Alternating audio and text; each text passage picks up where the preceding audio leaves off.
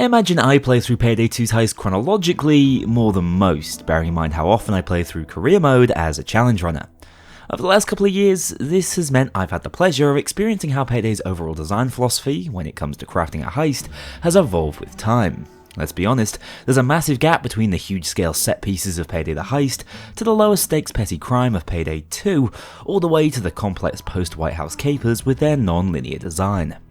I think taking a closer look at these developments is incredibly worthwhile, especially with Payday 3 on the horizon, as not only can recent releases give us some insight into how the game might kick things off, but also there's a lot of room for discussion as to which approach to heist design actually works the best. That said, let's take a step through time to see how Payday has changed. But first, it's that time of the video again. You can still pick up an Apex Gaming PC from my Payday range to secure a monster of a computer just in time for Payday 3's impending launch. Check them out from the link below. Back on topic, let's start at the beginning. Payday the Heist is an experience from a different era of gaming, and I actually think it shows within the way heists were crafted back then.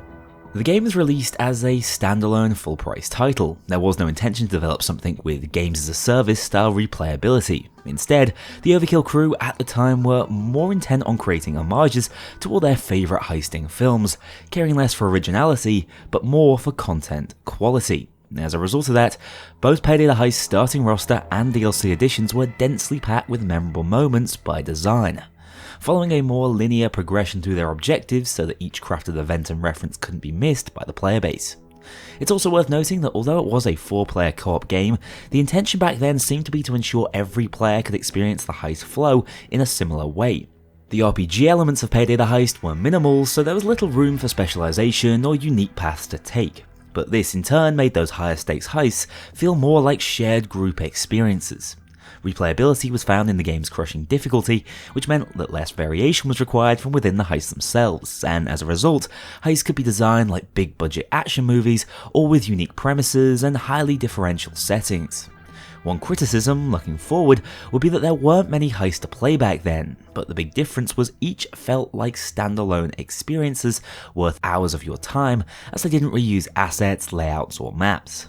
I think the big positive that comes as a result of this is how complete each heist experience feels. I don't imagine there were any ideas of a huge franchise in mind at this point, which meant setting up for future DLC content wasn't really on anyone's to-do list. In their first game, Overkill simply strove to create the best and most complete heisting experience without any further pretense. They simply didn't hold anything back, and that's why these classic heists had to make a return in Payday 2 and are still up there as some of the best and most iconic of all time. This was the cinema era. Speaking of the second game though, Payday 2's launch experience has been rightly criticised for being comparatively content light, despite releasing with more total heists than its predecessor. This is because a large number of these heists reused maps, objective loops, and lacked that same high-stakes scale we'd seen before. This was discarded in favour of an emphasis on recurring characters and scenarios, with the addition of contractors, heist randomization, and the multi-day system, making this game feel less like a moment-to-moment heisting movie simulator, and more like a living, breathing, high-class criminal simulator. If I were to guess, I would say Payday 3 is most likely to attempt to emulate this, except with all their added experience and resources, a living, breathing crime net is more likely to actually be possible. With hindsight, back in 2013, I think this was a necessary direction to take the game in. Simply trying to emulate Payday the Heist would have led to more of the same and possibly an early end to the series. There's only so many massive scale movie scenarios you can play through before it gets a little old. Instead, by grounding the gameplay in reality, it actually helped to develop an investment in the iconic characters, mechanics, and of course, added the key element of roleplay. Suddenly, the heists were designed to accommodate the newly fleshed out skill and stealth system, allowing players to specialise and streamline heists in their own unique ways. This in turn made heists more replayable and rewarded having a uniquely geared out 4-player team, probably bringing the community closer together. As I play through career mode these days, I really do notice that build specialization was heavily emphasized early on. There are so many more reasons to bring the likes of C4, ECM jammers, or the over 9000 saw to these heists. I think this has gone missing a little bit over time, probably to allow for more combat-orientated gameplay styles as the game has become more about shooting things. But I do think that it's a shame we've moved away from this. Take for example how innovative Overkill were with the saw on framing frame.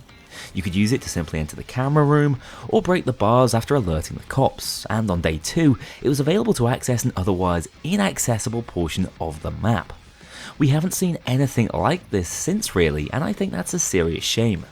That utility-driven gameplay was the calling card of Payday 2's early era, and I'd like to see heisting tools become a greater focus of the game once again in Payday 3. If I were to guess why Overkill moved away from it though, it was probably due to how hard it was to balance around progression and gameplay. Other players from that era will of course remember rushing Ukrainian Job with C4, which threw the entire experience economy out of the window. This ended the roleplay era.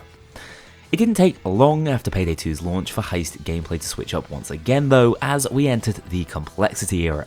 This encompassed the heist starting from Big Bang and continued as the prevailing design philosophy all the way up to around the addition of the Golden Grin Casino, probably the most mechanically complex heist in the game up until then. During this era, although we did see a few glimpses of the Payday the Heist style of design, particularly with the fan favourite Hoxton Breakout, the overarching design concept seemed to be to create isolated large-scale heists which were playable loud and in stealth whilst making the most of the pre-planning system. Randomization wasn't quite as key here. Instead, the developers decided to induce replayability by adding different scenario-style approaches to heisting. Funnily enough, I'd say this was a bit of a combination of both previous eras. The heist was set to the scale of Payday the Heist, but also contained the versatility of approach we'd seen from early Payday 2, except this time, that role-playing variation came from how you decide to spend your favours in pre-planning.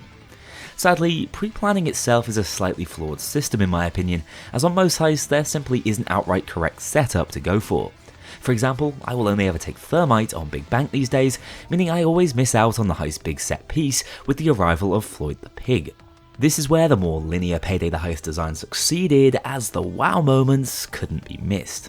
However, in particular, the entrances and escapes added a huge amount to the game and helped to make each heist that much more individually unique. Objective variety really expanded at this point too, with the crew seemingly becoming less reliant on the ever-present regular drill and more on their own guile or massive behemoth drills with their own unique mechanics.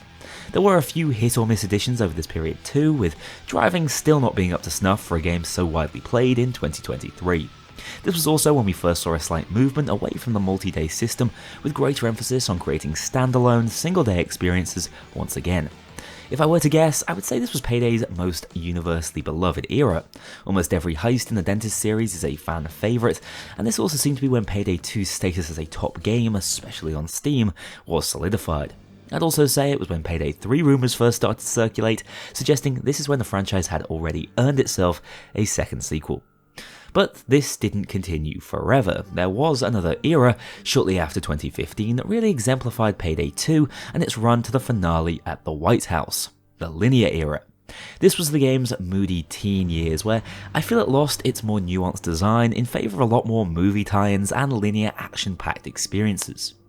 I'm not necessarily suggesting the heist quality dropped, as many of my favourites were released between mid-2015 and 2018, but something did definitely shift. In fact, it was almost as if Payday became a mission-based action game, losing its focus on heisting and in many cases even loot.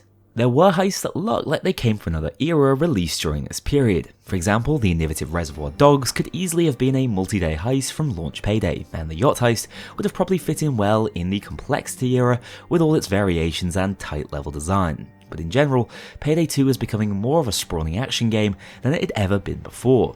I think the disconnect from being a heisting game predominantly came around Locke's betrayal, as the narrative took over and went in a direction absolutely no one was expecting. As a result, we went off the deep end chasing Gitaru through some of the most impressive heisting environments we'd ever seen, but seldom taking the time to enjoy a classic bank heist as we could eventually with Brooklyn Bank. Objectives shifted their focus, being less around getting to the loot, more about progressing through a level, which really comes together in Hell's Island, a completely linear map with virtually no nuance and certainly no reward for someone role-playing as a technician. Don't get me wrong, these heists did their job perfectly and are still some of the best playgrounds in the game if you just want to hop in and enjoy the gunplay. But they rely heavily on their narratives to carry the gameplay, which is a huge departure from what Payday as a series was all about. You shouldn't need to know the why of a heist in order to enjoy it in Payday. The spectacle alone should always be enough. We learnt that in Payday the Heist. And you should always feel like a direct participant in a heist from planning to execution. We learnt that in Payday 2, which is why the on-rails shooter era always puzzles me slightly. I find it funny that we get even paid for some of these heists. Like, who's paying us for this? In my opinion, Payday should never have to justify its mechanics arbitrarily. The reward for a heist should be proportional and relevant to the task completed. This is probably when money and experience felt most like a game mechanic, not a precious resource that was exciting to steal. Something was lost here. I would like to say though, the White House is wonderfully designed. It's not only a visually impressive spectacle, but also has all the hallmarks of an interesting heist that you can really get invested in. Although despite evidently being a labour of love, yet again it feels like Locke is the mastermind and we're just his minions going through the motions without any pre-planning or real player agency. As we move into the modern era for Payday 2 though, across the 3 post-White House campaigns, things have changed once again, for the better in my opinion. Admittedly, I do sometimes get the feeling that Payday 2 has become the guinea pig for Payday 3, but in actuality, this freedom to experiment with heist design has been a huge success as we've witnessed yet another unique style of heisting. This era is exemplified by a return to the best bits of the complexity era, with pre-planning and player choice once again being at the forefront, but this time we've also seen a movement away from linearity. Many heists have started to experiment with player freedom in terms of which objectives they want to take on and in what order.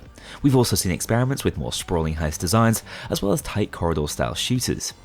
I don't think the quality has been consistent across each heist released after 2019, and I'm not a huge fan of the new way objectives work, with Locke not really telling you where they are until they start glowing on your screen, but the highs have been incredibly high, with highlights including Bullock's Mansion, Mountain Master, and at least for me, the innovative Ukrainian prisoner heist. I feel like some of the regional settings have allowed for more interesting flair when it comes to visual designs, and undoubtedly objective variation is on the rise. Even more recently, we've seen the addition of heist-specific enemy types, more elaborate boss fights, and even some puzzle mechanics which go back to that more raw heist with your brain style of launch Payday, with the likes of Big Oil. This is the direction I personally expect Payday 3 to follow upon its launch later in the year, although I'd love to see more of a role-playing focus return, as that's still missing, with the more unique utilitarian builds still struggling to see value on modern releases.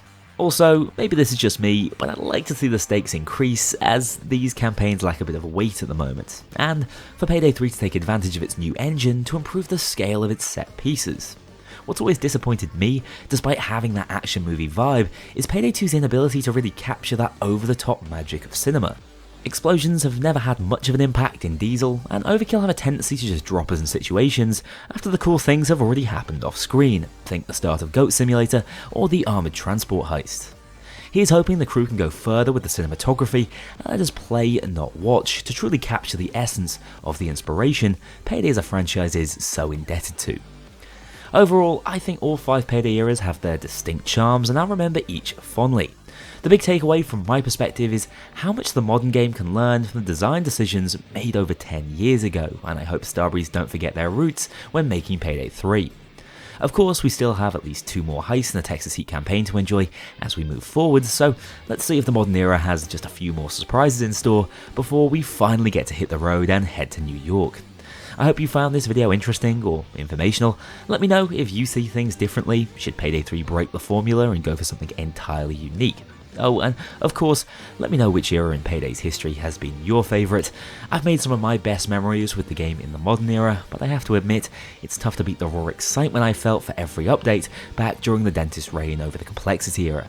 In any case, I'll see you all very soon. I have my craziest challenge run concepts so far coming your way shortly, so stay tuned for the next one. A huge thank you to my dedicated Patreon backers. If you want to join this crew in going infamous, check out the link below and pledge as little as $2 to see your name in the credits, or get 24-hour early access to future videos and vote on upcoming content. Take care, I'll see you all soon.